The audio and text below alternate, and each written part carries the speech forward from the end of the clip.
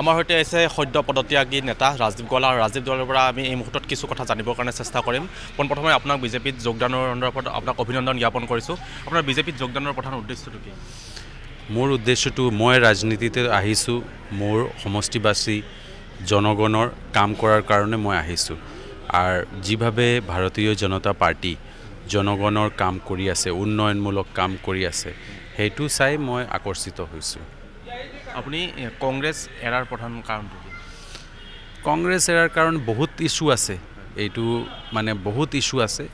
মূল কাৰণবিলাক হ'ল কি আমাৰ চিটিজেনশ্বিপ এমেণ্ডমেণ্ট এক্টৰ যিটো অপজিট ষ্টেণ্ড কংগ্ৰেছে ল'লে, বৰাক উপত্যকাৰ মানুহে এই CAৰ ছাপৰ্টত আছিল, কিন্তু কংগ্ৰেছৰ অপজিট ষ্টেণ্ড, ডুৱেল ষ্টেণ্ড, ইয়াতে এটা ষ্টেণ্ড, তাতে এটা ষ্টেণ্ড, মানে কোনো ষ্টেণ্ডেই নাই, এই ধৰণৰ এটা পৰিস্থিতি হ'ল।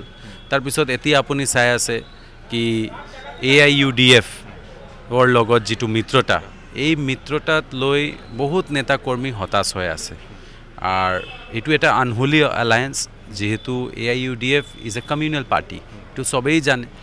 তো সেই এলায়েন্সৰ বিপক্ষে মই আছিলোঁ। তো বিভিন্ন ধৰণৰ মানে সিদ্ধান্ত কংগ্ৰেছ দলে ল'লে, যিটোৰ এগেইনষ্টত আমি আছিলোঁ, বহুতেই আছে।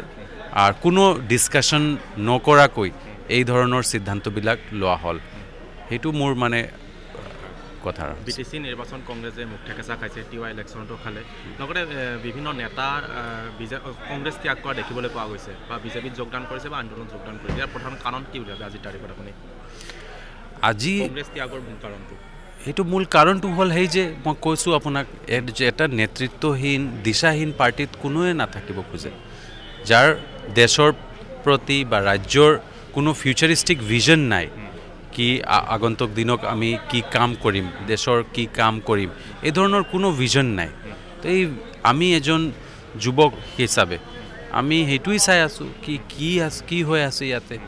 তো সেই ধৰণৰ দিশাহীন পাৰ্টিত যাৰ কোনো মানে নেতৃত্বহীন, কোনো ডিচিশ্যন ল'ব পৰা নাই, কোনো ষ্টেণ্ড লোৱা নাই বিভিন্ন সময়তে, এই পাৰ্টিত মই থাকিব খোজা নাই। আগন্তুক বিধানসভাত যিহেতু নিৰ্বাচনৰ কিছুদিন আছে, আপুনি প্ৰাৰ্থিত্ব আগবঢ়াবনে বিজেপিৰ? মই চাওক, মই মানে পাৰ্টিৰ প্ৰাইমাৰী মেম্বাৰশ্বিপৰ কাৰণে মই আবেদন কৰিছোঁ, আৰু মই আনকণ্ডিশ্যনেলি নিস্বাৰ্থভাৱে মই আবেদন কৰিছোঁ। আৰু দলে যি দায়িত্ব দিয়ে মই সেইটো পালন কৰিম। যদি বিধায়কৰ দায়িত্ব দিয়ে আপুনি? যি দায়িত্ব দিয়ে, মই এজন সাধাৰণ কৰ্মী হিচাপে মই কাম কৰি যাম। মোক যি দায়িত্ব দলে দিয়ে মই সেইটো কাম কৰিম। যিহেতু 2020 শেষ হ'ল, 2021 নিৰ্বাচন অনুষ্ঠিত হ'ব, আপোনাৰ পৰিকল্পনা কি হ'ব? বিজেপিত যোগদান কৰি আপোনাৰ পৰৱৰ্তী পৰিকল্পনা কি হ'ব? মোৰ পৰিকল্পনা সেইটোৱেই কি মই এজন সাধাৰণ কৰ্মী হিচাপে মই গ্ৰাছৰুট লেভেলত মই সংগঠনক কিভাৱে আমি আৰু শক্তিশালী কৰি পাৰিম, সেইটো মোৰ কেপাচিটিত যিমান পাৰিম মই কৰিম।